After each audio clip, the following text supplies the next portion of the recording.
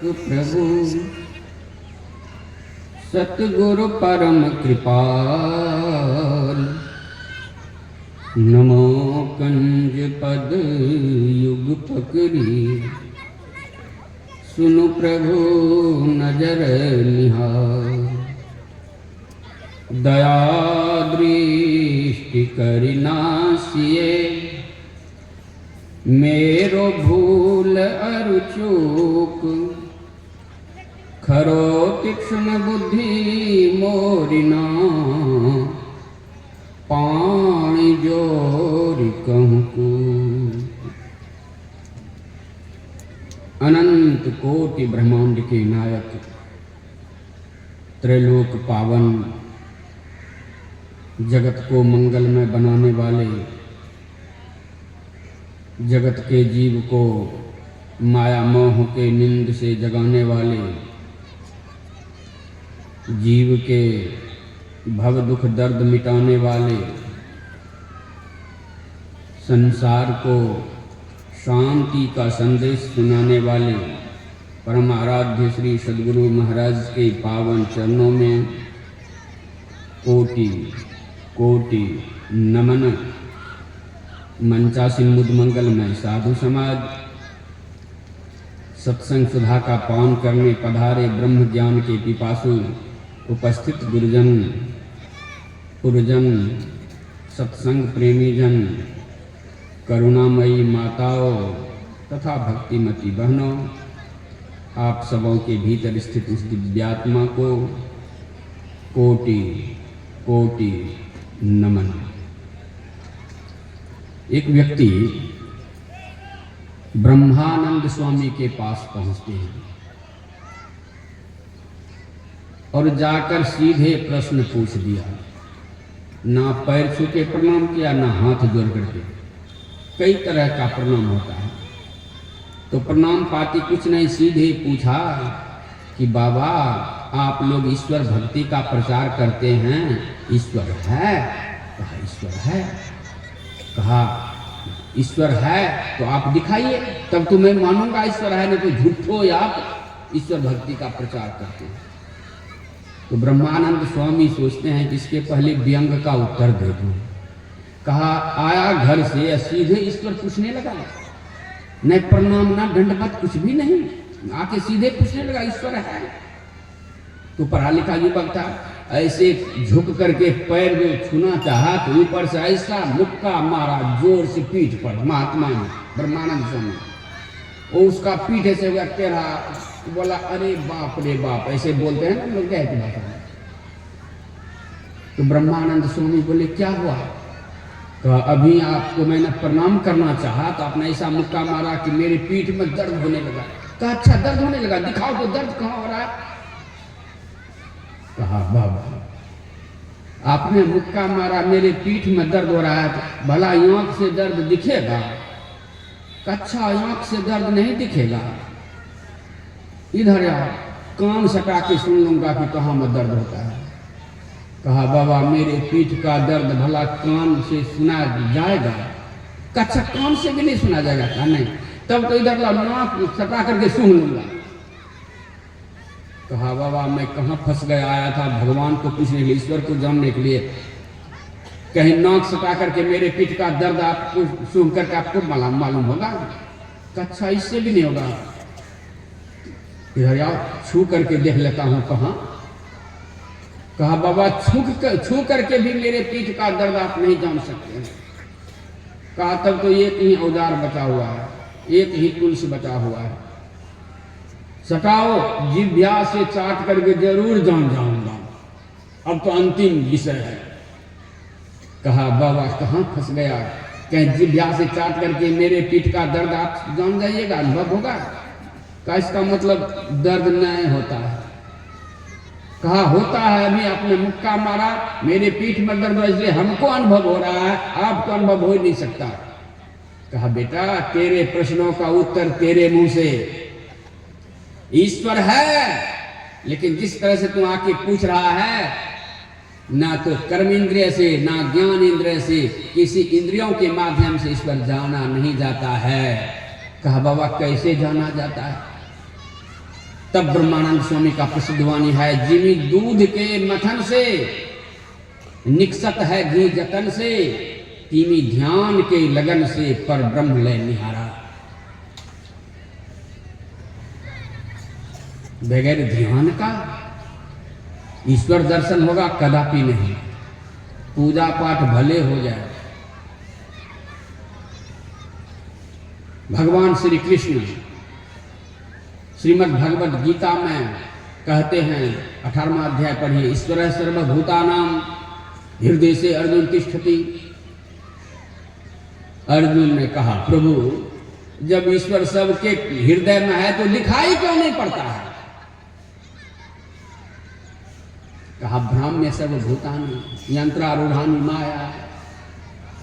है तो सबके हृदय में, लेकिन माया रूपी यंत्र पर आरूढ़ होकर के वो बाहर दौड़ रहा है। गुरु माँ कहते हैं, बाहर भरमन बाल खेल जैसा अभियंतर धतु हो। वो तो है ईश्वर भीतर में, लेकिन खोज हो रही है बाहर में। यंत्रारूढ़ानि माया, माया का यंत्र अर्थात इंद्रियां, इसी पर आरूढ़ होकर के ढूंढ रहा है, बाहर दौड़ रहा है। इसलिए वह तमेव शरणं गच्छ, दूसरा दोनों मंत्र को मिलाकर के तब पूरा होगा, तमेव शरणं गच्छ सर्वभावन भारत तत्प्रसादात् परम शांति स्थानं प्राप्त शाश्वतम। यदि शाश्वत स्थान को पाना चाहता है, परम शांति को उपलब्ध चाहता है करना, तो उसके शरण में जाओ। किसके शरण में? जो सबके हृदय में है। ईश्वर सर्वभूतानां हृदय से अर्जुन तिष्ठति, ब्रह्म सर्वभूतानि यंत्रारूढ़ानि माया, तमेव शरणं गच्छ सर्वभावेन। सर्वभाव तो पूर्ण भाव से। हम आपका भाव कहाँ पूर्ण जुटता है? कभी गुरु महाराज को प्रणाम करते हैं, कभी गुरु महाराज को पॉलिथीन चढ़ा देते हैं, कभी अगरबत्तियों घुमा देते हैं, और कभी सोचते हैं घरों में गुरु महाराज है, जाए गाँव के मंदिर हो, तेंटा छठ, तेंटा जितिया, तेंटा चौरचंदा, कहाँ कहाँ नहीं है, खंड खंड में भाव। यहाँ भगवान श्री सर्वभावन पूर्ण भाव से उसके शरण में चला जाओ जो भीतर में है। कैसे जाएंगे? तो कल एक वाणी अधूरी रह गई थी इकबाल की, ढूंढता फिरता हूं मैं इकबाल अपने आप को, आप ही हो गया मुसाफिर, आप ही मंजिल हूं मैं। अब तलक तो गुफ्तगू हुई गैरों से, मगर गुफ्तगू कहते गप सब जान पहचान। आज तलक न हमसे हमारी मुलाकात हुई। ईश्वर भी भीतरे में, हम भी भीतरे में, लेकिन आज तक मुलाकात हुई। कारण क्या? जो मुलाकात कराने वाले हैं, राम दुआरे तुम रखवारे, होत न ज्ञान, नो एडमिशन विदाउट परमिशन। बिना सदगुरु के कृपा से आप ईश्वर तक नहीं जा सकते, नहीं जान सकते हैं।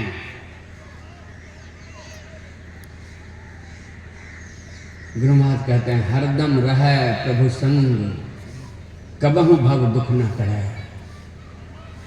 भव दुख गुरुदेव कारी, सकल जाय जयति हरे। ये होंगे तब। और ये सबके भीतर है। परमात्मा तो सबको वह उतनी व्यवस्था करके रखा है, शरीर में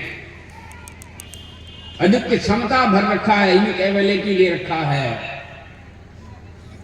देखिएगा, 2 शब्द में गुरु जी की सुनाऊंगा, अब 2 शब्द में पंडित श्री राम शर्मा आचार्य जी का सुनाऊंगा। गुरु जी की एक प्रसिद्ध वाणी है,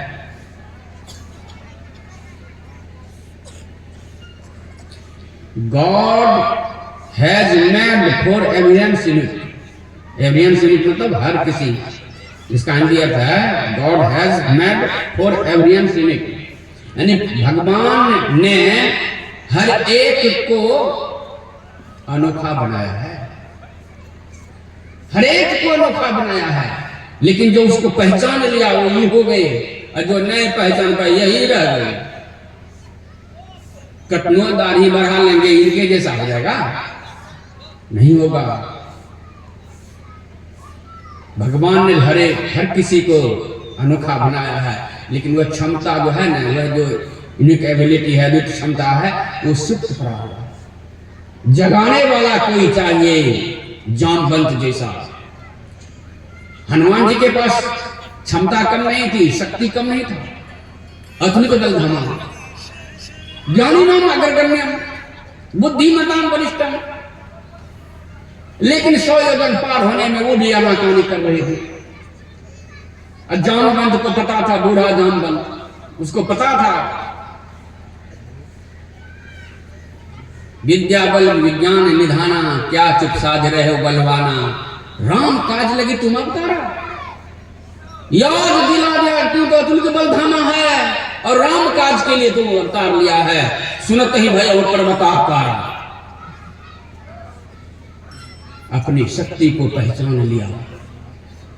कहा हे जामवंत अब आदेश दो, अब मैंने रहा जाता है। ये 100 योजन समुद्र कौन कहे, इससे बड़ा बगान तुरंत जाऊंगा, लंका उलट पुलट करके मैया सीता को कंधे पर लेकर के चला आऊंगा। कहा नहीं, दम मारो दम मारो। प्रभु का आदेश है कि पता लगाना है, लेने के लिए तो प्रभु जाएंगे। पहले जमाने में गौना होता था, लड़की के पति जाता था लाने के लिए गौना, कहा प्रभु जाएंगे लाने के लिए, लावेंगे प्रभु, लेकिन तुमको पता लगाने के लिए, हम आपको पता लगाने के लिए केवल कहा। तो जो क्षमता सुप्त पड़ा हुआ है, जगाने वाला कोई जामवंत चाहिए। याद रहे, नई पीढ़ी अर्थात युवा और युवतियों में, नई पीढ़ी और पुरानी पीढ़ी में थोड़ा सा अंतर है। क्या अंतर है? नई पीढ़ी के पास यानी युवाओं के पास जोश और उमंग के पांव तो हैं, पर उनके पास अनुभव तजुर्बे की आंखें नहीं, इसीलिए वो भटक जाता है, गलत रास्ता पकड़ लेता है।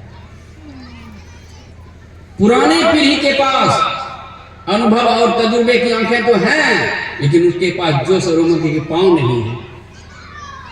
दोनों में यदि तालमेल बैठ जाए, सामंजस्य हो जाए,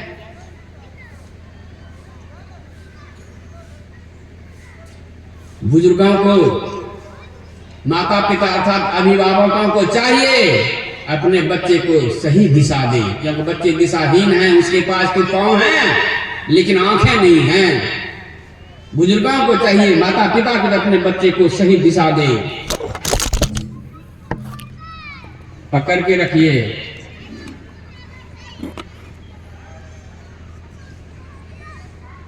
श्री सद्गुरु। और बच्चों को भी चाहिए, नई पीढ़ी के लोगों को भी चाहिए, हर युवा और युवतियों को चाहिए अपने बुजुर्ग से कुछ सीखे, उनका आदर करे। पंडित चाणक्य ने बड़ा अच्छा कहा है, अभिवादन सुलस्य नित्य वृद्धोपसेविनः चत्वारि तस वर्धन्ते आयुर्विद्या यशो बलम्। मंगनी में फ्री ऑफ कॉस्ट करना क्या है? शीलवान व्यक्ति, शीलवान कहते हैं सदाचारी को, शिलस्य व्यक्ति कहते हैं सदाचारी। सदाचारी व्यक्ति को आप प्रणाम कीजिए, नए पैर छूकर अलगो से कम से कम जैसे प्रणाम कीजिएगा, उसका जो है ना आपके पास सीधा उसका आशीर्वाद बह के चला आएगा। अभिवादन शिलस्य नित्य वृद्धोपसेविनः, जो वयोवृद्ध है, ज्ञान वृद्ध है, उसके नजदीक जाके नित्य वृद्धोपसेविनः, नजदीक जाकर के बैठिए, जीवन भर का निचोड़ आपको सुना देंगे। घाटा का सौदा नहीं है। 4 चीज की प्राप्ति होती है। आयु भी बढ़ता है अपने से बड़े बुजुर्गों के समीप जाने से। दुराचारी के पास जाए तो आयु छीन होगा। विद्या भी बढ़ेगा, जो नहीं जानते वो भी जानने में आवेगा। नित्य आप बुढ़ों के पास जाइए, ज्ञान वृद्ध के पास जाइए, वयोवृद्ध के पास जाइए, बैठिए कुछ देर तक, आयु भी बढ़ेगा, विद्या भी बढ़ेगी। आयु विद्या यश भी होगा कि व्यक्ति, ये बच्चा, ये बाबू बड़ा अच्छा है। मैंने कहा था जो हमारे प्रिंस बाबू को कि रे बाबू मेरा मोबाइल तो खराब हो गया है, अब तू अपने मोबाइल से घुस कर देना, वहां से लाइव होगा, ये वीडियो चला। मोबाइल हो गया खराब तो क्या करेंगे? अब पैसा जो आप लोग देते हैं मैं आश्रम बनाता हूँ, अब कहाँ से खर्चा करूँगा, जैसे होगा पैसा दे। तो ये प्रिंस लेके बैठे, मैं कहा मैं बाबा लोड करूँगा।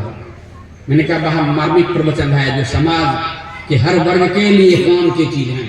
आज का प्रवचन तो अपने बच्चों को जरूर सुनाइए, फिर लाइफ आएगा ये प्रवचन फिर सुनाइए, बार बराबर सुनाते रहिएगा। तो मंगनी में 4 चीज बढ़ता है। जो शीलवान व्यक्ति को प्रणाम करता है, माता पिता को प्रणाम करता है। ये प्राचीन काल की परंपरा रही है। प्रातः काल उठ के रघुनाथा, माता पिता गुरु ना वही माथा। तो आप राम भक्त भी कहलावेंगे, राम का अनुसरण करने वाले कहलावेंगे। आयु विद्या यश और बल भी बढ़ता है इससे। इसीलिए युवाओं को चाहिए, नई पीढ़ी के लोगों को चाहिए बड़े बुजुर्गों का सम्मान करे, और बड़े बुजुर्गों को चाहिए, अभिभावक को चाहिए अपने बच्चे को सही दिशा दे। केवल आज उंगली थाम के तेरी तुझे मैं चलना सिखलाऊं, अब गड्ढा में चले जा, चलना सिखला दो, गड्ढा में जाकर बेसला जा, शराब खाने के लिए जा, कहाँ जाएगा पता नहीं है, क्योंकि उनके पास आंखें नहीं है, पांव है केवल चलने वाले। अभी सुना रहे थे उंगली पकड़ के चल रहा था मेला में, दुनिया का मेला। मेले में लड़की मैंने जीव है स्त्रीलिंग, ये संसार मेला है, इसमें जीव जो है वो लड़की है। अब वही बस मेला में पहुंच गया, भुला दिया, भूल गई घर आ गई अपना, अब भव में सब सुधी गई है। तो दिशा देने वाला चाहिए। यदि आप अपने बच्चे का कल्याण चाहते हैं, पंडित श्री राम शर्मा आचार्य जी का मैं 2 शब्द भी सुनाऊंगा, फिर बाद में गुरुदेव का 1 शब्द बाकी रह गया है। पंडित राम शर्मा आचार्य कहते हैं, if you want to welfare of your child so give him the right direction. 100 वांग में है मोटा मोटा, किताब तो बहुत लिखे है शर्मा जी, पढ़िए किताब। पंडित श्री राम शर्मा आचार्य कहते हैं, यदि आप अपने बच्चे का भला चाहते हैं, कल्याण, वेलफेयर मतलब तक कल्याण, if you want to welfare of your child so give him the right direction. क्योंकि वो दिशाहीन है, उसको दिशा तो आपने देना है, सही दिशा दीजिए उसको। केवल चलना मत सिखाए, चलना भी सिखाना आपका फर्ज है, धर्म है। सहारा देकर चलना तो सिखा दिए, लेकिन दिशा नहीं दिए तो भटकेगा ही, गलत रास्ता पर जाएगा ही। ठीक उसके नीचे में पंडित श्री राम शर्मा आचार्य जी कहते हैं, good company and good books. Company means संगति, अब बुक्स मैंने तो समझते हैं। Good company and good books is open the door to progress of man. अच्छी संगति, अच्छे किताब व्यक्ति के उन्नति का द्वार खोल देता है। अब कौन नहीं चाहता कि हमारी उन्नति हो, हमारा विकास हो? हर व्यक्ति चाहता है। इसके लिए आपको अच्छी संगति करनी है। धर्म ग्रंथ को पढ़िए, अच्छे किताब पढ़िए, आपकी उन्नति का द्वार खोल देगा।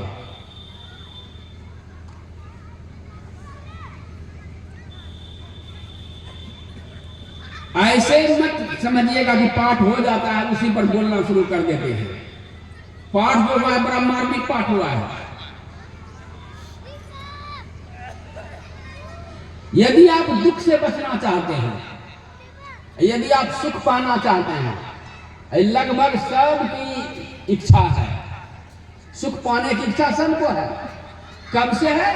जब से बच्चे का जन्म होता है तब से सुख की चाह हो जाती है, शुरू हो जाती है। सुख की खोज जवानी में भी जारी रहता है। सुख की आशा में प्यासा ही संसार से विदा हो जाता है, क्योंकि जिधर सुख है उधर का रास्ता ही नहीं पकड़ा है। तो सुख की चाह तो है। यदि आप सुख चाहते हैं और दुख से बचना चाहते हैं, उसका कारण जान लीजिए। दुख का कारण है हमारे पाप कर्म, और सुख का कारण हमारे पुण्य कर्म। पुण्य कर्म का फल, पुण्य कर्म का परिणाम सुख है, और पाप कर्म का फल, पाप कर्म का परिणाम दुख है।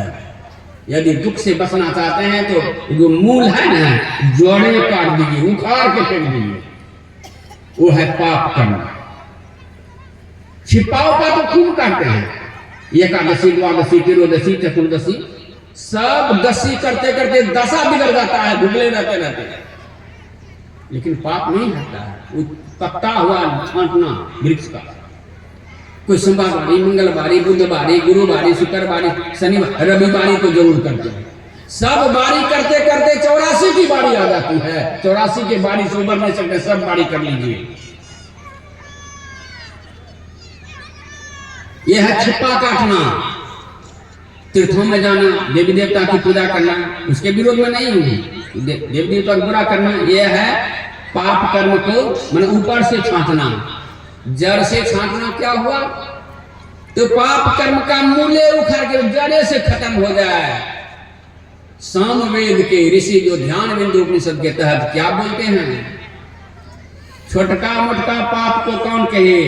पहाड़ जैसा, पहाड़ इतना ठोस है, न पानी में गलता है, न आग में जलता है, न उसको हवा उड़ा सकता है।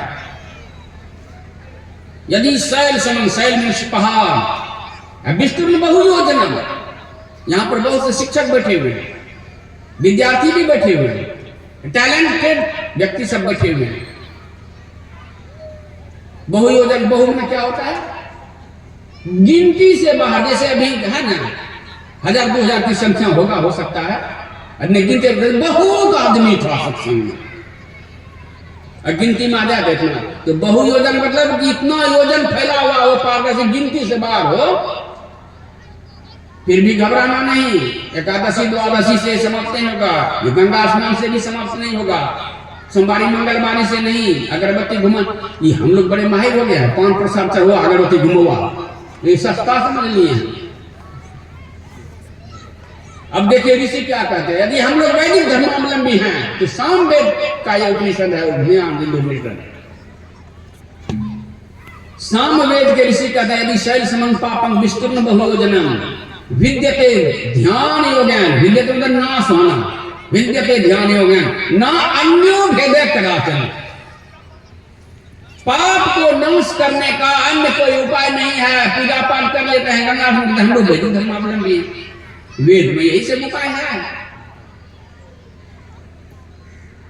मैंने कहा मैं मूर्ति पूजा का, धर्मों का विरोधी नहीं हूं। मूर्ति पूजा करते हैं, वास्तव में मूर्ति पूजा करते हैं कि चेतन की पूजा करते हैं? संत मत का ज्ञान है चेतन की पूजा करना। मूर्ति बना लीजिए, अभी सीजन चल रहा है, सीजनिया देवता भी बहुत है, अभी सीजन चल रहा है सरस्वती पूजा का, लेकिन मूर्ति बन रहा है। अब बन के तैयार रंगा उंगा लेगा, उसको कोई नहीं अगरबत्ती घुमाएगा, नहीं प्रसाद कराएगा। कब अगरबत्ती घुमाएगा, प्रसाद कराएगा? जब किसी पंडित जी को बुला करके प्राण प्रतिष्ठा करा लेंगे, प्राण की स्थापना उसमें करा दें, संतोष। अब इसमें प्राण आ गया है, लगता है मूर्ति पूजा जड़ की पूजा कर रहा है, लेकिन सूक्ष्म उसमें क्या है? वो चेतन की ही पूजा करता है। जब तक प्राण प्रतिष्ठा किसी भी मंदिर में रखी हुई मूर्ति की प्राण प्रतिष्ठा नहीं हो जाए, पूजा नहीं होती है। इसका मतलब क्या हुआ? प्राण की पूजा हो रही है, नहीं हो रही है। इसीलिए मैं मूर्ति पूजा करती रहती नहीं हूं। वहीं से संस्कार उदय होता है, भक्ति का प्रारंभ वहीं से होता है। प्रारंभ तो कीजिए, प्रारंभिक भक्ति है। शंकराचार्य बोले प्रथम पद है देवी देवा, पहला ही देव नहीं बच्चा उठावे तो लेके डॉक्टर के पास जाए, पोलियो तो नहीं लग गया है, गुलिये दे रहा है, विचारों में पोलियो मार देगा। अगर देवी देवता की पूजा से बच्चे को नहीं सिखा सकता, घुस नहा करके रोज घुस देवी देवता के अंदर रोज पूजा कर, तब देंगे खाने के लिए। यहाँ तो उठते हैं, बाबू रे बिस्कुट ले लो, लॉलीपॉप ले लो, लॉलीपॉप खिलाएगा तो आपको लॉलीपॉप दिखा देगा जवानी में। अब बहुरिया को लेकर के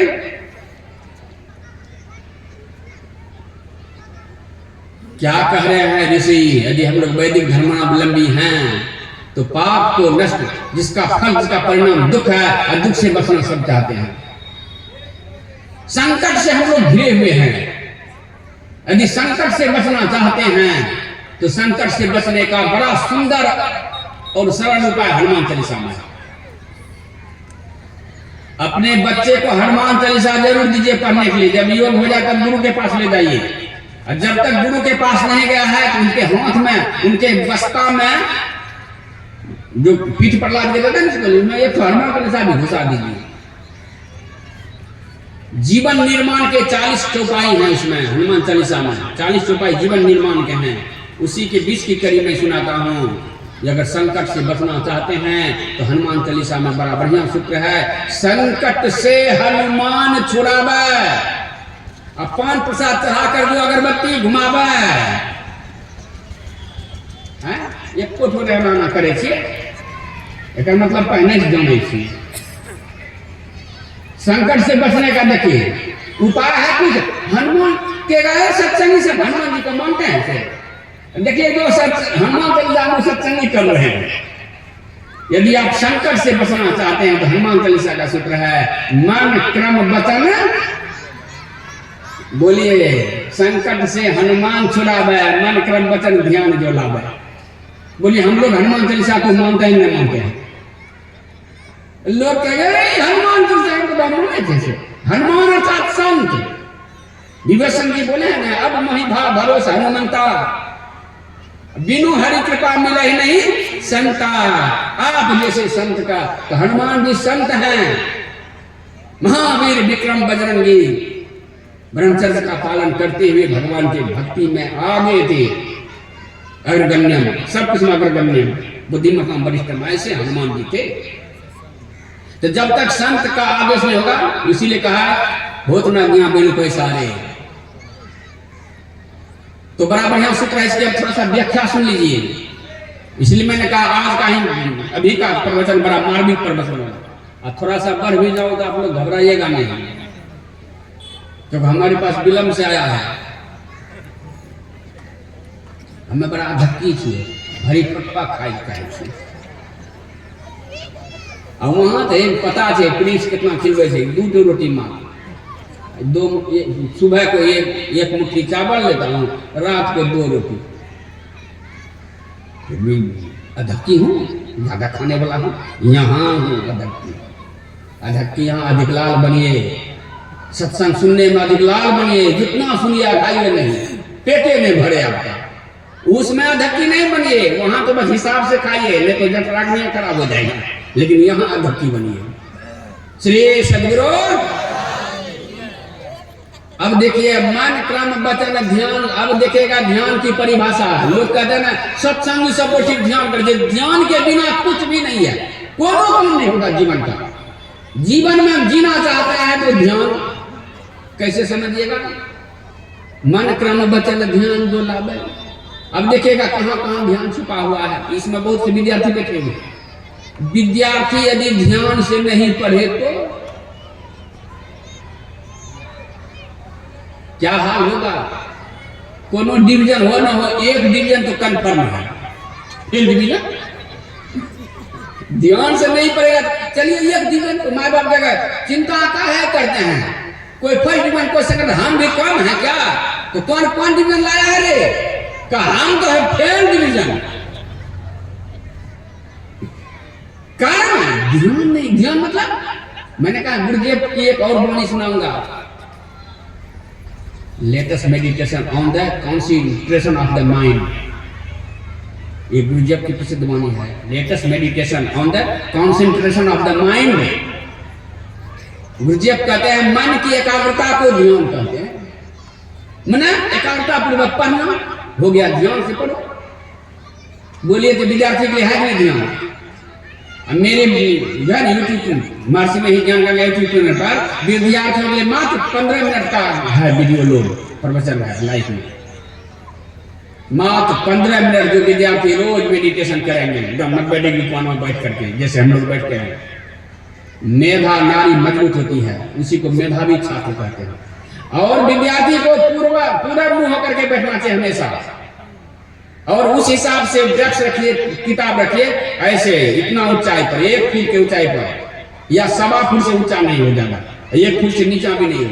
पहले जमाने में चट्टी ले जाते थे, डेस्क मिलता था, डेस्क के बनाने वाला जो बढ़ाई होता था, बड़ा होशियार, 1 फीट या 15 से 20 इंच से ज्यादा ऊंचा नहीं होता था। ऐसे बस्ता रखने सीधे रीड होता था, चट्टी पर बैठे सीधा रीड हो जाता था अपने, तब बिना चीट के।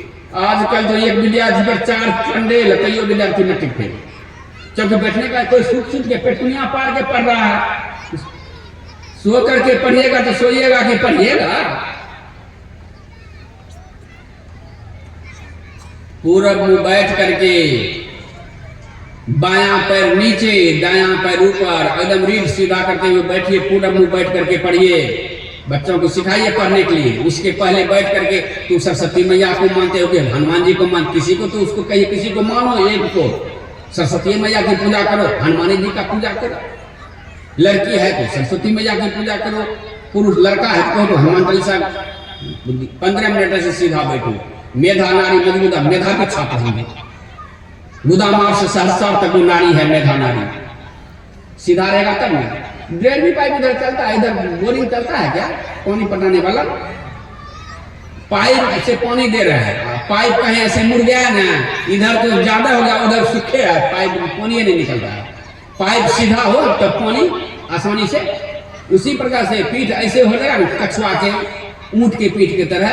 तो जो मेधा नारी जो गुदामार से जो चेतन की धारा ऊपर बढ़ रहा है, जहां पर ऐसे ऐसे करके देखिएगा ना तो वहीं पर रुक जाता है। ऐसे नहीं गुमा करना, धरकर मस्तक सीध साधी आसन आसीन। तो ध्यान देखिएगा वहां भी है। ध्यान से भी विद्यार्थी नहीं पढ़ेंगे तो फेल ही पास।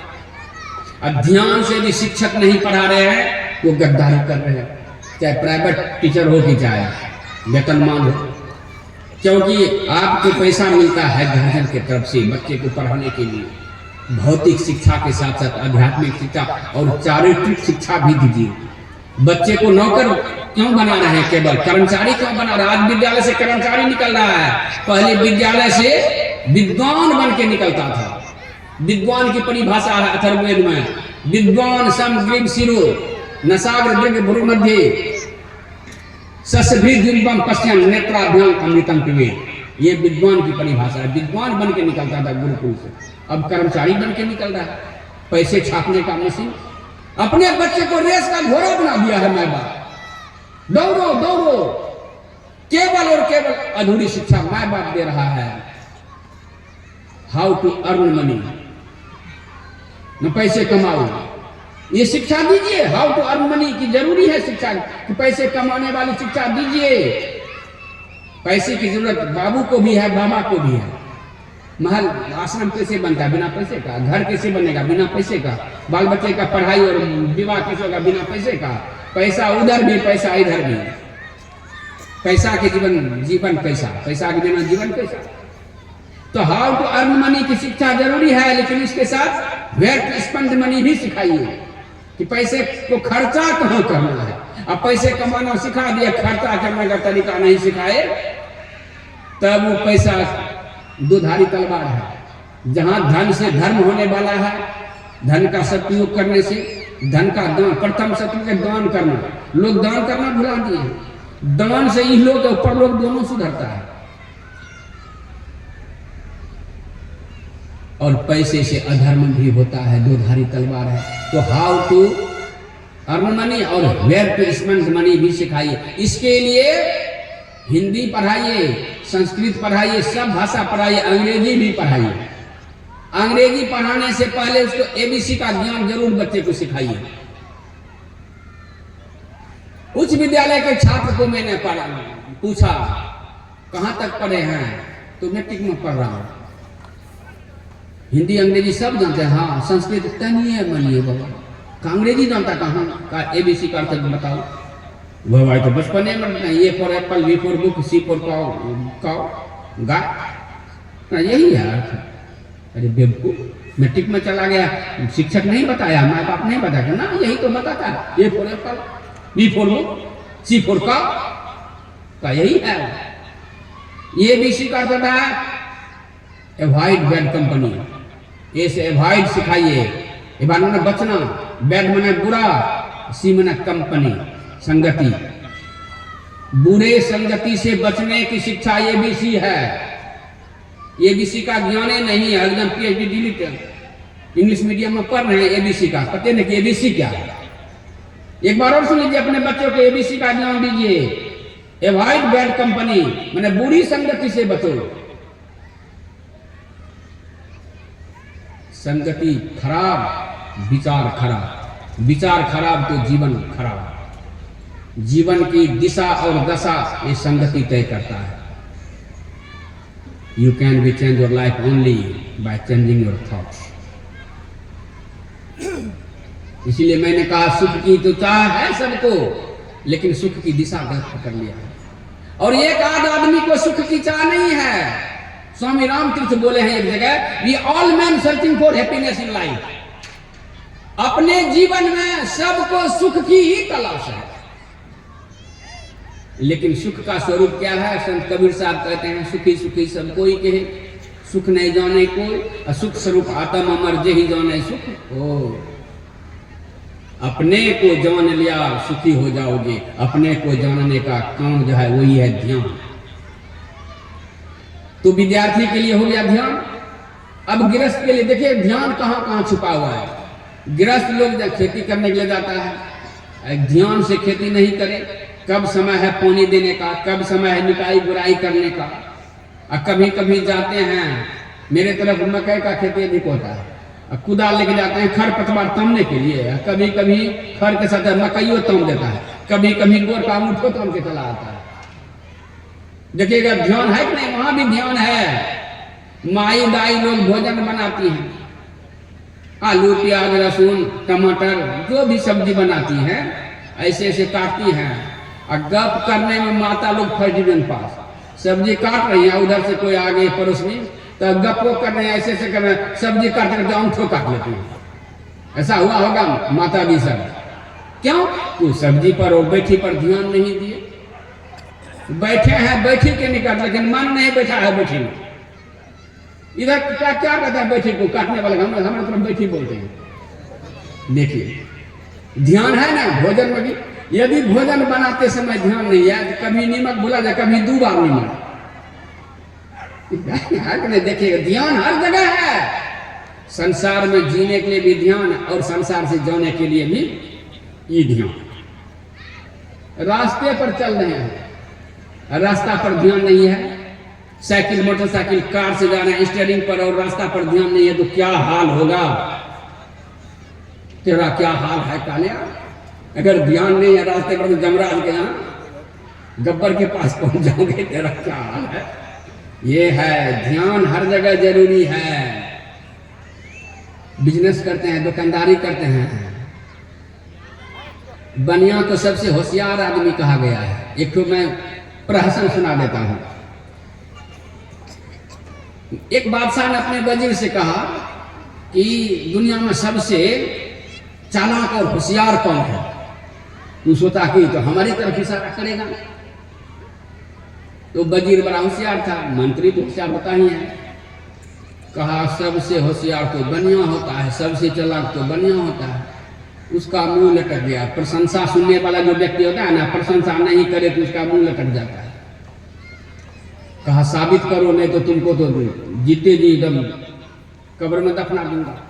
कहा साबित मैं कर दूंगा, इसके लिए पैसा खर्च होगा। कहा ठीक है। बुलाया एक मेरे जैसे साधु बाबा, उसी दरबार में, गोड्डा जिला झारखंड में हूँ, 10:30 बजे बात कीजिएगा। तो बुलाया उसी जगह,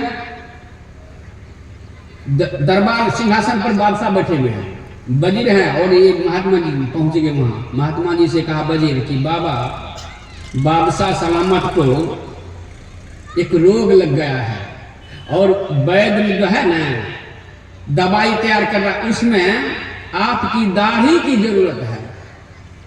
आप दाढ़ी मोड़ा के दे दीजिएगा, राजा बच जाएंगे, बादशाह बच जाएंगे, इसलिए आपके दाढ़ी को जला करके तब दवाई देंगे।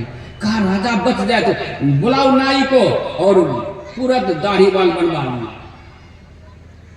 इसके लिए कुछ इनाम भी नहीं देना, राजा का काम हो जाए। कहा जाइए। दूसरे दिन कहा 3 दिन में जवाब मिलेगा। दूसरे दिन बोला ये मौलवी साहब जो मोछ तो कटा लेंगे लेकिन दाढ़ी नहीं कटा लेंगे।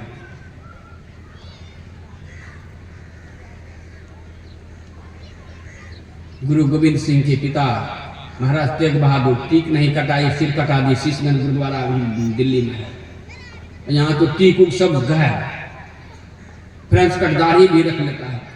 उसको कहा मौलवी साहब बादशाह को बीमारी है, अब वैद्य ने दवाई बनाना है, उस दवाई में आपके दाढ़ी का जला करके राख मिलाएगा तब ही बचेगा। क्या कोई बात नहीं, लाहौर मिला बुलाओ नाई को हजमत बना लो।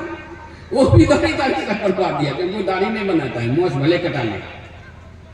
वो भी चला गया। का इसके लिए कुछ इनाम उनाम का? नहीं, कुछ नहीं।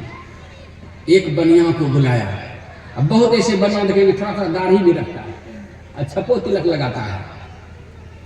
उसको बुलाया, कहा महाराज बादशाह को रोग लगा हुआ है, बीमारी लगी हुई है, और आपके दाढ़ी से बाल से इनकी दवाई बनेगी, जला करके राख मिलाया जाएगा उस दवा में, इसीलिए आपकी दाढ़ी बाल की जरूरत है। बनिया सोचा मेरे दाढ़ी बाल की जरूरत है, वो बादशाह को अब तो मुंह मांगा इनाम, ये पैसा असुलेंगे। अब वो क्या कहता है, क्या कहूं वजीर साहब, आज से 10 साल पहले मेरी माँ का देहांत हो गया था। लोगों ने कहा दाढ़ी बाल बनाओ तब तो भोज करें, खाएंगे, नहीं तो नहीं खाएंगे। मैंने कहा दाढ़ी बाल नहीं बनाओ, कैसे उपाय? कहा 3 साल भोज करना पड़ेगा। अखिल भारतीय 3 साल भोज दे दिया, लेकिन मैं दाढ़ी बाल नहीं बनाया। 15,000 खर्चा हो गया उसमें, लेकिन मैं दाढ़ी बाल बचा के रखा। आज से 5 वर्ष पहले मेरा पिताजी का देहांत हुआ है, उसमें भी गांव के पंच ने कहा अब की बार तो माथा दाढ़ी बाल दाढ़ी बनाना पड़ेगा। मैंने कहा जितना आप भोज ले लीजिए, लेकिन इसको छोड़ दीजिए। कहा ठीक है, तो 20,000 का भोज कर लो। मैंने धनगुज्जर भोज किया, 5 प्रकार का मिष्टान किया, लेकिन दाढ़ी बाल बचा लिया। हजूर ये 15,000 तो इसमें लगा हुआ है, अब आपकी देसी कृपा हो। कहा यदि 25,000 देने तो? कहा तब तुरंत दाढ़ी बाल ले लीजिए। 25,000 दे दिया, दाढ़ी बाल बना के वो चला गया। कहा अब बोलिए? कहा ने सबसे होशियार चला तो बनिया, वही बनी हड्डी है। अब की के भगत के लाठी ये अपना नफा नुकसान। तो अपने बच्चे को वेट स्पेंट मनी भी सिखाइए। तो यहाँ क्या है, अगर ध्यान से खेती नहीं करते हैं खेती बिगड़ेगा, ध्यान से बिजनेस नहीं करते हैं तो बिजनेस चौपट होता है ना, घाटा लगता है ना। हर जगह ध्यान है। क्या बोले हैं भगवान शिव, ज्ञान संकलित तंत्र पढ़िए, न ध्यान ज्ञान मिथ्या हो, ध्यान शून्यगतम मन है। शून्यगत मन को ध्यान कहते हैं। कैसे समझिएगा? तो ध्यान शब्द को बड़े ध्यान से सुनिए अथवा लिख करके देखिए। ध्यान शब्द कैसे लिखते हैं? ध्वय संयुक्त आकार की प्रिंस हुआ, ध्यान हुआ ना। ध्व जो अक्षर है ना, तवर्ग का चौथा अक्षर है। त थ द ध तवर्ग का चौथा अक्षर है। य है यवर्ग का पहला अक्षर। 4 1 जोड़ते ना फटाफट, तुमको इसलिए ऊपर में बैठाया है। प्रिंस माना राजकुमार होता है, तो उत्तर देगा ना, कुछ पूछेंगे तो। बीच में है आकार, ध्वय आकार, आगे क्या है? नौ तवर्ग का 5वां अक्षर है। ध्वय आकार 9। अब एक बार फिर मिला देता हूं। ध हो गया चौथा अक्षर तवर्ग का, य हो गया पहला अक्षर वर्ग का, 4 1 5 हो गया। बीच में जो है ना रेखा, गणितज्ञ का सूत्र है, खरी रेखा को आकार कहते हैं, और परिरेखा को घटा या माइनस का चिन्ह कहते हैं ना। रेखा को गिरा दिए तो हो गया घटा, खड़ा है तो आकार हो गया। उसी रेखा को गिरा दीजिए तो हो गया माइनस या घटा का चिन्ह। उधर है 9 यानी 5वां अक्षर है यवर्ग, वो तवर्ग का, त थ द ध न। तो 5 घटा 5, उत्तर इजकल टू 5 - 5 इजकल टू 0 शून्य हुआ ना। जीरो नहीं, शून्य कहेगा तो अर्थ आएगा। तो ध्यान का अर्थ ही है शून्य। शून्य ध्यान सबके मन माना। शून्य ध्यान की व्याख्या महर्षि संतसेवी परमहंस महाराज बड़ा बढ़िया किया। शून्य ध्यान का अर्थ होता है दृष्टि योग की क्रिया। शून्य ध्यान माना दृष्टि योग की क्रिया। दृष्टि योग की क्रिया करेंगे, ज्योति का उदय होगा, वहीं समाप्त। मन बुद्धि चित्त अहंकार जो है ना, चतुष्ट अंतःकरण, इसको भी प्रबल माया बोले हैं। 5 ज्ञान इंद्रिया, 5 कर्म इंद्रियां, इधरे छूट जाता है, ये पीछा करता है त्रिकुटी महल तक। इसका जो है ना गुरुत्वाकर्षण बल वहां तक है, ग्रेविटेशनल फोर्स वहां तक है, मन बुद्धि चित्त अहंकार की है। त्रिकुटियों के बाद जो है ना, इसका गुरुत्वाकर्षण बल जो है ना समाप्त हो जाता है। तब वहाँ कैवल्य मंडल में प्रवेश होता है। ये है बिंदु ध्यान। अब बिंदु ध्यान करेंगे तो उसी के साथ साथ अनहद ध्यान भी, बिंदु में तहनाद बोले। तो ये जो सामवेद के ऋषि योग शिखोपनिषद के तहत जो कहे हैं, बीजाक्षरम परम बिंदु नादो तस्योपरि स्थितम, बिंदु का ध्यान करने से फल क्या होता है? सबका बीजे है। अब बिंदु का ध्यान कीजिए तो उसी में सब देवी देवताओं का ध्यान आ गया सूक्ष्म रूप से, कोई छूटा नहीं। इसलिए एक बिंदु का ध्यान करने वाले से सभी देवी देवता संतुष्ट होते हैं। इधर एक की पूजा के इधर दूसरा नाराज। अभी 5 महात्मा 6 महात्मा है ना, किसी को कहेगा अभी खिलाना, किसी को 1 घंटा के बाद तो नाराज हो जाएगा। एक के साथ बैठा करके, एक के साथ सभी देवी देवता का पूजा नहीं होता। किसी को बेलपत्र चढ़ता है, किसी को तुलसी। जिसको तुलसी तरह उसको बेलपत्र नहीं अच्छा है, विष्णु भगवान को। शंकर भगवान को तुलसी नहीं पसंद है। सरस्वती मैया और लक्ष्मी मैया में कभी पड़ती नहीं है। देखिएगा, ये पुराण पढ़िएगा तब पता लगेगा। एक साथ सभी देवी देवता का पूजा नहीं। अभी है 2 तिहाई बहुमत का है जमाना। 33 करोड़ ही मान लीजिए, 33 ठो मान लीजिए। 5 ठा का नाम जानते हैं, उसकी पूजा रोज करते हैं। और उधर तो 28 गो आपसे नाराजे है, भला होगा क्या? इसीलिए गुरु पूजे सब। लक्ष्मीनाथ गोसाई कहते हैं, प्रथम देव गुरुदेव जगत में और न दूजो देवा। गुरु पूजे सब देवन पूजे, गुरु पूजा सब सेवा। ये है तो गुरु के द्वारा जो दीक्षा प्राप्त करके जो सत्संग भजन करते हैं, उसका वास्तविक में भक्ति अथवा के ये भजन ठीक होता है। इसी को देखिएगा, ध्यान तो करता है लेकिन ध्यानी का प्रमाण पत्र क्या है? संत पलटू साहब अयोध्या वाले, एक मेरे जिला में भी गवैया पलटू दास हुए हैं, उसका नहीं कुल भ्रम पड़ता है। पलटू साहब जी गुरु महाराज सत्संग में कहते माई दे वह समझे एकदम हे भगवान। अयोध्या जी में होते बनिया जाति में, पलटू साहब बनिया जाति के थे। दुकानदारी करते हुए परम संत हुए। उनकी वाणी है, प्रसिद्ध वाणी है। देखिए प्रमाण पत्र क्या है? कमठ दृष्टि जो लाभई सो ध्यानी प्रमाण। उदाहरण बहुत सुन लिए अमृतानंद बाबा से अमृत वाणी को। मैं ये कहीं उदाहरण दूंगा। कमठ दृष्टि मतलब कछुआ की दृष्टि माना, कछुई जो है ना पानी में रहते हुए सूखा में अंडा देती है। सब पक्षी सब जो है अंडा देने के बाद उसको अपने शरीर का गर्मी से सेता है, तब वो बढ़ता है, तब उसे बच्चा निकलता है, चूजा जिसको कहते हैं। लेकिन ये अंडा की तरफ कभी नहीं जाती, लेकिन ख्याल वही है। ध्यान अंडे में, ध्यान के बल से अंडा बढ़ रहा है। काल मुख से निगुपी भागो, ध्यान के बल भाई। ध्यान से सूरत से अंडा से गए। अब देखिएगा कछुए की दृष्टि यहाँ निकलेगा। कछुए की दृष्टि के आज ध्यान का प्रमाण पत्र है। अब उस अंडा से कछुआ का बच्चा निकला, कभी माई को देखा नहीं और उसकी माँ भी नहीं बच्चा को देखा। मेरा बहुत से पानी में कछुआ कछुई और बच्चों सब तैर रहा है। ये धरती पर से चलते हुए पानी में जाता है। पानी में बहुत से जीव जंतु को देखता है। जीव जंतु को छोड़िए, उसके जैसा तो कछुआ कछुई बहुत है। बहुतों के पास नहीं जाता, अपने माता पिता के पास पहुंच जाता है। इसको कहते हैं कमठ दृष्टि। वह दृष्टि जिससे अपने माता पिता की, पेरेंट्स की पहचान हो जाए। हमारे माता पिता कौन है? हम लोग प्रार्थना पहले गाते थे विद्यालय में, तुम ही हो माता पिता तुम ही हो। ऐसा शायद इधर भी जानते होंगे।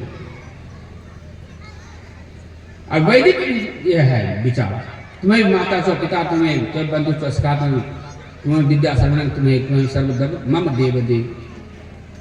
गीता का सिद्धांत है पिता हमस जगतु, माता पिता, माता भ्राता पितामह। न सबका तो मैं जगत का पिता मैं हूं, उसी को परम पिता भी कल गुरु महाराज बोले हैं। तो यानी कि उस पिता की पहचान हो जाए, उसको कहता है कमठ दृष्टि। जैसे उसको पता नहीं था मेरी माँ बाप कौन है, लेकिन वहीं चला गया, दूसरे के पास नहीं गया। यह दृष्टि आ जाए तब बहनाने की जगह गृह कार्य नाना जंजाल। गुरु महाराज क्या बोले हैं? गुरु हरि चरण में प्रीति हो। गुरु हरि चरण का मतलब क्या हो? चमकता हुआ ज्योतिर्मय बिंदु, मतलब दृष्टियों का अभ्यास। जो दृष्टियों के दृढ़ अभ्यासी हैं वास्तविक में गुरु चरण में वही प्रेम करते हैं। गुरु हरि चरण में प्रीति हो, युग काल क्या करे। अब यहाँ कहते हैं कछुई की दृष्टि, सिमटी हुई दृष्टि, अनेक बिंदुता प्राप्त हुई दृष्टि, कछुई की दृष्टि हो, जंजाल क्या करे। ऐसा कब होगा साधना में तरक्की? जगनाश का विश्वास हो, फिर आस क्या करे। अदृढ़ भजन धन ही खास हो, भव पास क्या करे। अब बहुत से उदाहरण है लेकिन अंतिम है। वैराग युक्त अभ्यास हो, निराश क्या करे। अभ्यास भी हो तो वैराग के साथ हो।